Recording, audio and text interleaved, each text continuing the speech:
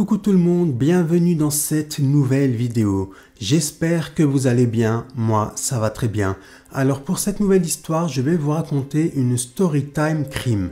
Mais juste avant de commencer cette nouvelle histoire, n'oubliez pas de vous abonner à ma chaîne, de liker cette vidéo et de partager cette vidéo au maximum afin que l'algorithme de YouTube donne beaucoup plus de visibilité à ma chaîne. Je vous en remercie. Donc sans plus attendre, le début de l'histoire. L'histoire que je m'apprête à vous raconter s'est passée au Maroc. C'est l'histoire d'une famille, donc il y a les parents et les enfants, la fille qui s'appelle Lamia et le garçon qui s'appelle Riyad. Un jour, il y a un homme qui s'appelle Zacharie qui est venu voir Lamia afin de la demander en mariage. Sauf que Lamia, elle était contre, elle ne voulait pas se marier. Mais depuis ce jour-là, Zacharie en a fait une fixette. Tous les jours, il suivait du matin au soir la pauvre Lamia. Il la suivait, il lui disait qu'il l'aimait, que c'était la femme de sa vie, et parfois même, il la harcelait psychologiquement. Si bien que tous les soirs, en rentrant chez elle, la pauvre Lamia rentrait en pleurant. En voyant que sa sœur rentrait tous les soirs en pleurant, Riyad a pris la décision d'appeler 2-3 amis à lui. Ils sont sortis, ils sont allés retrouver ce fameux Zacharie et en gros, ils lui ont donné une sacrée tollée. Quand ils ont terminé de frapper Zacharie, quand Zacharie était au sol, il a dit « Ta sœur, je l'aurai, vivante ou morte ». Sauf qu'à ce moment-là, Riyad, il n'a pas trop prêté attention aux mots de Zacharie et il est rentré chez lui. Sauf que depuis ce jour-là, ça n'a pas arrêté. Il n'arrêtait pas d'harceler la pauvre Lamia. Il continuait de la suivre, de l'insulter, de la menacer, etc., etc. Si bien que sa famille en a eu marre et ils ont pris la décision de déménager un peu plus loin afin d'être tranquille et surtout afin de ne plus voir Zacharie. Quelques jours après, ils ont donc emménagé un peu plus loin dans une nouvelle maison, une grande maison sur 2 étages, et les parents de Lamia et de Riyad en ont profité pour embarquer avec eux les grands-parents. Vu que la maison était assez grande, ils se sont dit on va embarquer les grands-parents avec nous, au moins ils seront tous les jours avec nous. Une fois arrivés donc dans leur nouvelle maison, ils ont tout de suite adoré leur maison, ils s'y sentaient très très bien, mais surtout ils ont adoré le quartier. Pourquoi? Tout simplement parce que le quartier était calme. C'était un quartier qui était calme et surtout apaisant. Le seul problème, donc là où ils habitaient maintenant, c'est que aucun des voisins ne se parlait entre eux. C'était vraiment chacun pour soi. Personne ne se regardait, personne ne se disait bonjour, personne ne se disait au revoir, rien du tout, pas un mot. Chacun vivait sa petite vie tranquille, sans parler à l'un ou à l'autre. Et ça a un petit peu dérangé Lamia, Riyad et sa famille, parce que eux, ils n'étaient pas habitués à ça. Dans leur ancien village, tout le monde se parlait, tout le monde se côtoyait. Et là, arriver dans un nouveau village où personne ne se calcule, c'était limite un petit choc quoi. La première nuit dans leur nouvelle habitation va être un peu spéciale. Pourquoi? Tout simplement parce qu'il y a un homme qui va venir frapper chez eux très tard le soir. Donc c'était leur voisin, celui qui habitait derrière chez eux. Et il va leur dire « Je suis ici en tant qu'ami et en tant que voisin. Je suis là pour vous avertir. Surtout ne sortez pas après minuit. » Donc à l'extérieur de la maison, ne sortez jamais après minuit, c'est très dangereux. Mais aussi, si vous entendez quelqu'un siffler le soir, donc quelqu'un qui siffle à l'extérieur de la maison, surtout n'allez pas voir par la fenêtre. Parce que c'est très très important ce que je vous dis, parce que ici c'est vraiment très très dangereux. Puis, avant de partir, il leur a dit « Surtout, couchez-vous tous avant minuit. Ne restez pas éveillés après minuit. C'est vraiment un grand conseil que je vous donne. Mais s'il vous plaît, suivez tous les conseils que je viens de vous donner. » Et ensuite, il est parti. Quand le monsieur est parti, Riyad et sa sœur ont commencé à se dire « Mais c'est quoi ce délire? Comment on va faire? On est parti d'une ville où on pouvait sortir à n'importe quelle heure, où il n'y avait pas de danger. Et là, on se retrouve dans une ville, dans un village, où on peut pas sortir après minuit, où on peut pas regarder par la fenêtre s'il y a quelqu'un qui siffle parce que c'est trop dangereux, et on est dans une ville qui est assez dangereuse. Mais on a atterri où là? Un soir, Riyad rentrait du travail, donc il était très tard, il a pris un taxi, il a donné l'adresse au taxi, mais le taxi, quand il est arrivé à peu près à 5 minutes de là où habitait Riyad, il lui a dit, par contre je suis désolé mon frère, mais moi je ne rentre pas dans la ville là où tu habites parce que c'est trop dangereux, donc je vais te déposer ici. Riyad il a regardé, il n'a pas trop compris, mais il lui a dit d'accord mon frère, il n'y a pas de problème, merci beaucoup, il a payé et il est descendu. Et pendant qu'il était en train de marcher pour rentrer chez lui, Riyad n'arrêtait pas d'entendre quelqu'un qui était en train de marcher derrière lui. Sauf que quand il se retournait, il n'y avait personne. Donc il a continué à marcher de nouveau et c'est là qu'il a entendu des chiens aboyer juste derrière lui. Il s'est donc retourné et rebelote, il n'y avait personne et il n'y avait aucun bruit. Il a donc continué à marcher de nouveau et là il va entendre des bruits de chaînes. C'est comme s'il y avait un homme qui tenait une chaîne à sa main et qui claquait la chaîne sur le sol. Donc là, de nouveau, Riyad s'est retourné pour voir qui était derrière lui. Et là, rebelote, il n'y avait personne. Puis, pendant qu'il marchait, il va entendre des bruits de chaînes, des bruits de pas et les chiens qui ont commencé à aboyer. Là, par contre, il a eu peur, il s'est retourné, il a vu qu'il n'y avait personne. Donc, ce qu'il a fait, c'est qu'il a carrément tapé un sprint jusqu'à chez lui. Et pendant qu'il était en train de courir pour entrer le plus vite chez lui, il entendait quelqu'un siffler. Quelqu'un siffler et ensuite quelqu'un qui était en train de jouer de la musique. À ce moment-là, bien évidemment, Riyad, il était au plus mal. Il avait trop peur. Quand il est arrivé chez lui, il a frappé la porte, frappé à la porte très fort. Sa mère, elle lui a ouvert la porte, elle lui a dit « Mais mon fils, qu'est-ce qu'il y a? Pourquoi tu es dans cet état-là » Au début, Riyad ne voulait rien dire à sa mère. Ensuite, il est rentré à l'intérieur de la maison, il s'est installé sur le canapé du salon, sa mère a insisté et c'est là qu'il va tout lui raconter. Il va dire à sa mère et à sa sœur qui étaient présentes, vous vous souvenez du vieux monsieur, du voisin qui est venu pour nous dire de ne pas sortir après minuit, voilà qu'il y a des gens qui sifflent et tout ça. Sa mère, elle le regarde, elle dit oui, je m'en souviens très bien, pourquoi? Et là, il va lui dire, tout simplement parce que je viens de vivre un phénomène paranormal. J'étais en train de marcher, j'ai entendu des bruits de chaînes, des chiens qui aboyaient, quelqu'un qui est en train de siffler, quelqu'un qui est en train de jouer de la musique, mais à chaque fois que je me retournais, il n'y avait personne. Et c'est là que j'ai tapé un sprint jusqu'à la maison. Et pendant que Riyad racontait ce qu'il venait de vivre au reste de sa famille, son père est arrivé.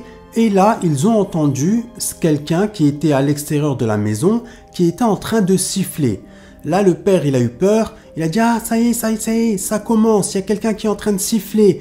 Vite, on éteint les lumières et on va tous dormir. » Et pendant que tout le monde se levait pour aller rejoindre sa chambre, le père leur a dit « Ne vous inquiétez pas, demain, je vais aller voir le voisin, celui qui est venu la dernière fois pour nous prévenir, pour lui poser des questions et lui dire tout ça, ça vient d'où quoi? C'est quoi cette histoire exactement? Ne vous inquiétez pas, demain je vais aller le voir pour avoir quelques infos supplémentaires. Mais maintenant, tout le monde va dormir. » Le lendemain matin, Riyad, accompagné de son père, sont allés voir leur voisin, celui qui les avait mis en garde. Ils ont donc toqué à la porte de ce voisin a ouvert la porte, il les a salués et il leur a demandé, voilà tout simplement, qu'est-ce que vous faites ici?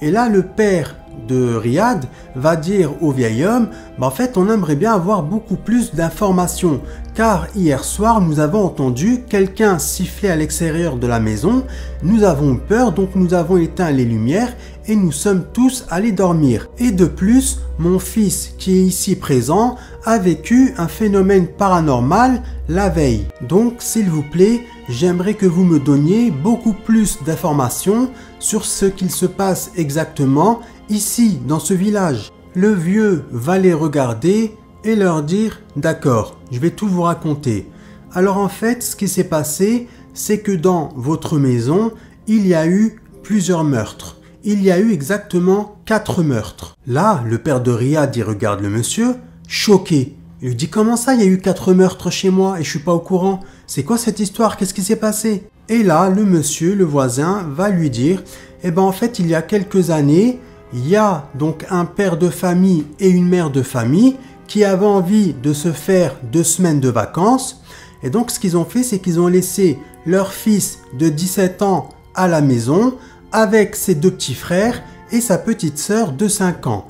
Ils les ont laissés tous les 4 à l'intérieur de la maison et ils leur ont dit ne vous inquiétez pas, de temps en temps il y a quelqu'un qui va venir pour faire le ménage et vous préparer les repas. Et ensuite ils sont partis en vacances. Sauf que 2 semaines plus tard, les voisins et moi-même, nous avons commencé à nous plaindre car il y avait une forte odeur nauséabonde qui émanait de votre maison. Et donc nous avons appelé directement la police est arrivée, ils ont défoncé la porte et ensuite quand les policiers sont entrés chez vous, et c'est là que nous avons trouvé 4 corps, les 4 corps de ces 4 pauvres petits enfants. Il y en avait un qui était allongé sur le sol de la salle de bain qui était complètement décapité, ses cuisses elles étaient éraflées, on lui avait coupé les bras, un autre qui était allongé dans les toilettes et qui baignait dans une mare de sang, pareil, on lui avait coupé les mains, les bras, les pieds, la tête et les jambes, l'autre qui était en bas dans la cuisine, l'autre qui était en bas dans le salon, c'était vraiment une vision d'horreur. Ils ont tous été assassinés sauvagement. J'ai encore à l'heure actuelle les images de ce que j'ai vu dans ma tête et je peux vous dire que c'est très choquant. Et tous les jours, les policiers venaient pour faire leur enquête afin d'essayer de retrouver le ou les coupables, mais malheureusement, ils ne les ont jamais retrouvés. En entendant cela, le père de Riyad a dit à son fils « Écoute Riyad, cette histoire-là, elle reste entre toi et moi. N'en parle à personne. N'en parle ni à ta mère, ni à tes grands-parents, ni à ta sœur, parce que ça pourrait leur faire peur. Donc s'il te plaît, cette histoire-là, mon fils, elle reste entre toi et moi. » Donc Riyad, il a regardé son père, il a dit « T'inquiète pas papa, je te le jure par Allah, cette histoire-là, tout ce que j'ai entendu, ça va rester entre toi et moi. » Quelques jours après, il y a la tante de Riyad qui va l'appeler et lui dire « Bonjour mon neveu, je voulais te dire que demain c'est le mariage de ma fille et j'aimerais que toi et toute la famille veniez et assistiez au mariage de ma fille. C'est très important parce que vous êtes ma seule famille. » Bien évidemment, Riyad va accepter, il va remercier sa tante et raccrocher. Ensuite, il va annoncer la nouvelle à tous les membres de sa famille, sauf que sa sœur Lamia, elle va lui dire « Moi j'ai mal à la tête, moi je peux pas y aller, je me sens vraiment pas bien. Et en plus, malheureusement, je travaille, ce qui fait que je ne pourrai malheureusement être présente au mariage de ma cousine. » En entendant cela, le père de Lamia va lui dire « Mais attends, comment ça, tu vas rester toute seule ici dans cette grande maison ?» Et là, elle va lui dire « Mais oui, t'inquiète pas papa, n'aie pas peur. Si j'entends quelqu'un siffler à l'extérieur de la maison, je te le jure par Allah que je n'irai pas regarder par la fenêtre. Et je te fais aussi la promesse que je serai dans mon lit avant minuit.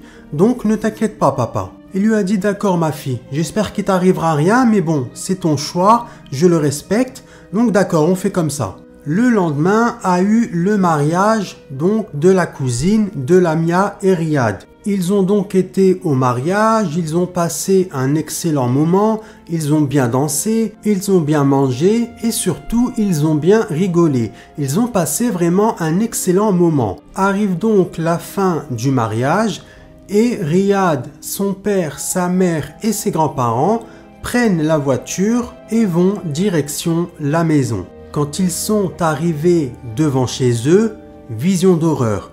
Il y avait plusieurs camionnettes de police qui étaient stationnées devant chez eux. Ils sont donc tous vite descendus de la voiture. Ils sont allés voir l'un des policiers. Ils voulaient essayer de rentrer dans la maison, ce qui est tout à fait normal. En plus, tous les volets et toutes les fenêtres étaient ouvertes. Et donc, Riyad s'est avancé vers l'entrée pour rentrer chez lui. Et là, il y a l'un des policiers qui va le stopper net et lui dire « Tu ne peux pas entrer ». Donc Riyad le regarde et lui dit « Je suis désolé, mais il va falloir que j'entre dans ma maison. C'est ma maison, j'habite ici et ma sœur, elle est à l'intérieur. Je veux savoir s'il est arrivé quelque chose à ma sœur. » Et c'est là que le policier va dire à Riyad « Je suis vraiment désolé, toutes mes condoléances, paix à son âme, Allah irhama, mais ta petite sœur, elle est décédée. » Il a regardé le policier, il lui a dit « Comment ça, ma soeur, elle est morte? Comment ça ?» Le policier l'a alors regardé, il lui a dit « Je suis désolé, mais elle est décédée. » Ensuite, le père de Riyad est arrivé, il est allé voir le policier et lui a dit « Ma fille est à l'intérieur, j'ai besoin de la voir. » Et le policier va lui dire « Je suis vraiment désolé, toutes mes condoléances, mais votre fille, elle est décédée. Paix à son âme, Allah yarhama. » En apprenant la nouvelle, toute la famille était sous le choc.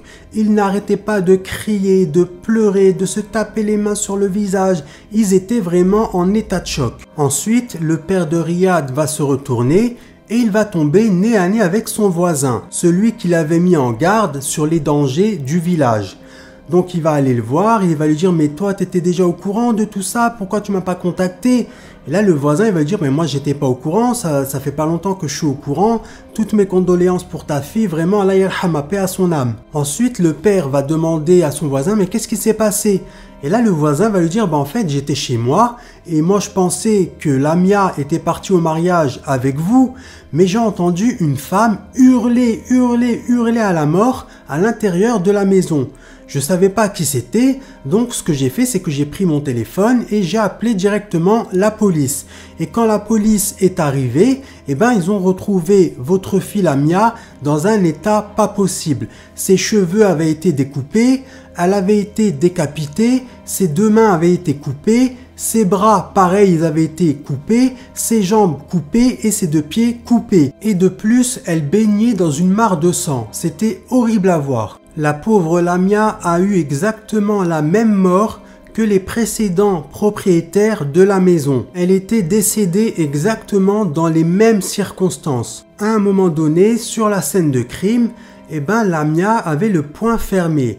Le policier a donc ouvert sa main et à l'intérieur, il y avait une touffe de cheveux. Et cette touffe de cheveux-là, la mère de Lamia l'a reconnue. Elle a dit au policier « Les cheveux-là, c'est les cheveux de Zacharie, celui qui est venu demander en mariage ma fille. C'est lui-même qui n'arrêtait pas de la harceler psychologiquement, de la menacer, de la suivre et de l'insulter. Il avait dit « Je l'aurai, vivante ou morte. J'en suis sûr, c'est lui qui a fait ça, allez le voir. » Ils ont donc immédiatement contacté Zacharie, qui est arrivé au poste moins d'une heure après, commencé à l'interroger. Ils n'ont pas lâché l'affaire, ils l'ont interrogé, ils lui ont même fait des petits pièges.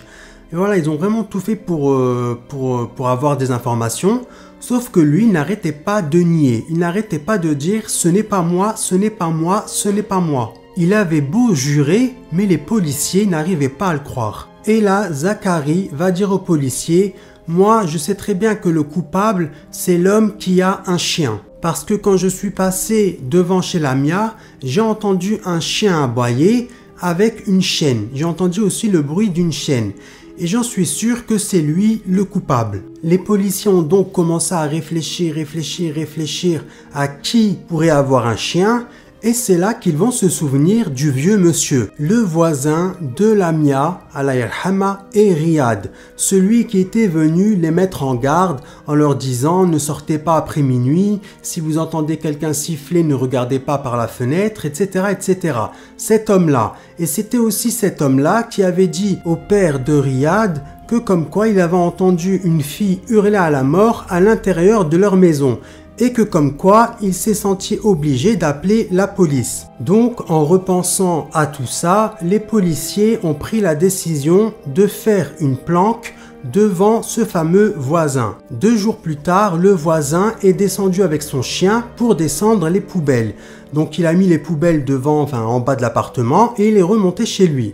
Les policiers sont donc sortis discrètement de leur véhicule, ils ont ramassé les poubelles, ils les ont prises avec eux et les ont ouvertes. Et à l'intérieur, il y avait des somnifères. Il y avait en gros que des médicaments pour faire endormir. Les policiers ont donc tout embarqué avec eux comme preuve et ensuite ils ont contacté ce fameux voisin qui était censé être le voisin gentil et prévenant. Quand ils l'ont interrogé, bien évidemment, il a nié. Il a nié tout de A à Z. Ensuite, l'un des policiers va lui dire « Écoute, on va faire une perquisition chez toi, on va voir ce qu'il y a chez toi, donc dis-nous la vérité, est-ce qu'il y a des choses qu'on va retrouver chez toi qu'on ne doit pas trouver ou pas ?» Et il était là, très calme, en leur disant « chez moi il n'y a rien du tout, ne vous inquiétez pas, vous pouvez faire votre perquisition. Et donc quelques heures plus tard, les policiers sont allés dans la maison de cet homme-là, de ce voisin-là. Ils ont ouvert la porte et là ils étaient choqués. Il y avait du sang sur les murs, il y avait des livres de sorcellerie, il y avait des touffes de cheveux. C'était vraiment horrible à voir. Tout ce qui était en rapport avec la sorcellerie était présent dans cet appartement. Sur les murs, il était même écrit carrément des incantations dans une langue que nous ne pouvons pas comprendre, bien évidemment, avec des chiffres, des lettres, des étoiles, etc., etc. Ils ont retrouvé aussi plein de talismans. Ils étaient vraiment choqués de ce qu'ils avaient retrouvé dans l'appartement de cet homme-là. Et donc, ils sont partis de nouveau l'interroger. Ils ont dit, écoute, regarde les photos là, ça c'est les photos de chez toi. On a tout retrouvé chez toi, on a retrouvé ça. Donc ça sert à rien de mentir, dis-nous la vérité. Il les a regardés, il leur a dit d'accord, je vais vous dire la vérité. Alors en fait, la personne qui a tué la pauvre Lamia, ce n'est pas moi. En réalité, c'est Zacharie. C'est lui qui l'a assassinée parce qu'il était tellement amoureux d'elle et elle ne l'aimait pas et donc il s'est vengé d'elle. Et pour se venger d'elle, qu'est-ce qu'il a fait? Il l'a assassinée. Mais ce n'est pas terminé. Il va aussi leur dire, écoutez, moi je travaille avec le diable. Zacharie travaille avec moi, nous travaillons tous les deux avec le diable et surtout pour le diable, a'oudou billah, mais nous ne sommes pas seuls. Il y a avec nous 6 autres personnes qui travaillent avec nous et qui nous aident à faire des sacrifices d'enfants. Car avec ces sacrifices-là, si nous voulons quelque chose, que ce soit de l'argent, avoir une belle maison ou avoir une belle voiture, nous devons faire des sacrifices humains pour le diable. Nous sommes au total 8 dans notre équipe à vénérer le diable et à faire des sacrifices. En entendant cela, les policiers, ils étaient choqués. Ils ont même appris que le sang de ces sacrifices-là, les sacrifices qu'ils faisaient, ils étaient obligés de le boire et de s'en verser sur tout le corps. Bien évidemment, le voisin, après tous ces propos, a été arrêté. Zacharie, pareil. Et les 6 autres personnes qui appartiennent, on va dire, entre guillemets, à la secte, ont été, pareil, arrêtés. Ils ont été jugés et ils ont eu une énorme peine de prison chacun. Quant à Riyad et sa famille, ils étaient tellement encore choqués du décès de la pauvre petite Lamia que du coup ils ont préféré prendre leurs affaires, vendre la maison et aller vivre dans une autre ville. Donc voilà, c'est la fin de cette triste histoire. J'espère que cette histoire vous aura plu. Si c'est le cas, n'oubliez pas de vous abonner à ma chaîne, de liker cette vidéo et de partager cette vidéo au maximum afin que l'algorithme de YouTube donne beaucoup plus de visibilité à ma chaîne. Je vous en remercie. Je vous remercie d'avoir écouté cette histoire du début jusqu'à la fin. Quant à moi, je vous dis à la prochaine vidéo, Inch'Allah. Et quant à vous, je vous dis, prenez soin de vous. Bye.